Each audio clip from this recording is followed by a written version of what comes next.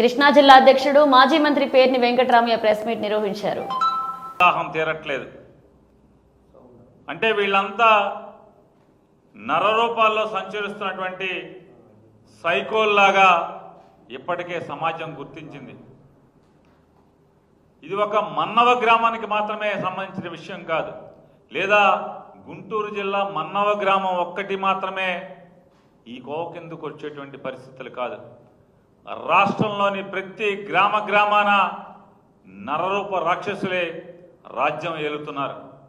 ప్రస్తుతం ఈ నరకాసుర ఏలుబడిలో కరుకుగా నిటారుగా రౌడీ మూకలను, ఆడపిల్లలను చెరబట్టే కిరాతకులను, రాజకీయ ముసుగులేసుకొని హత్యలు ఘాతకాలు చేస్తున్నటువంటి సైకోగాళ్లను, లేదా ఇట్లాంటి దుర్మార్గులందరికీ సింహ స్వప్నంలా ఉండాల్సినటువంటి కాకి చొక్కాను సింహ స్వప్నంలాగా ఈ కిరాతక మూకలకు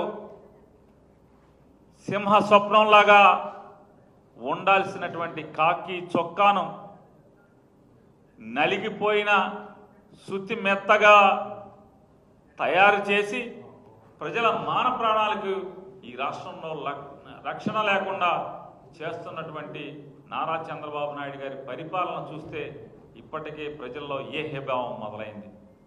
నారా చంద్రబాబు నాయుడు గారు ముఖ్యమంత్రిగా ప్రమాణ స్వీకారం చేస్తూ పక్షపాతం కానీ, భయం కానీ, వివక్ష కానీ లేకుండా రాగద్వేషాలకు అతీతంగా పరిపాలన చేస్తాను అని చెప్పి దైవ సాక్షిగా ప్రమాణం చేస్తున్నానని చెప్పని నారా చంద్రబాబు నాయుడు గారు ప్రమాణం చేశారు. అంటే దేవుడు సాక్షిగా ప్రమాణం చేసినటువంటి నారా చంద్రబాబు నాయుడు గారు ఇవాళ గడచిన సంవత్సర కాలంగా అంటే దేవుడు సాక్షిగా ప్రమాణం చేసినటువంటి నారా చంద్రబాబు నాయుడు గారు ఇవాళ ఆయన చేస్తున్నటువంటి ఏలుబడి ఏ రీతిగా ఉందో మనం చూస్తున్నాం.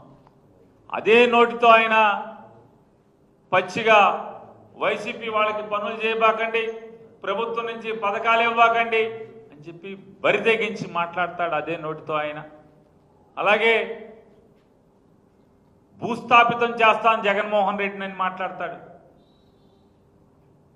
వైఎస్ఆర్ కాంగ్రెస్ పార్టీని భూస్థాపితం చేస్తానంటాడు. అధికారుల్ని మా పార్టీ వాళ్ళకి పనిచేయమని మాట్లాడతాడు.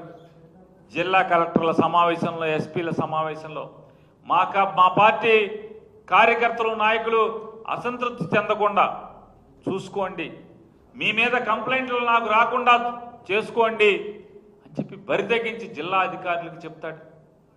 అంటే దేవుడి సాక్షిగా అంటే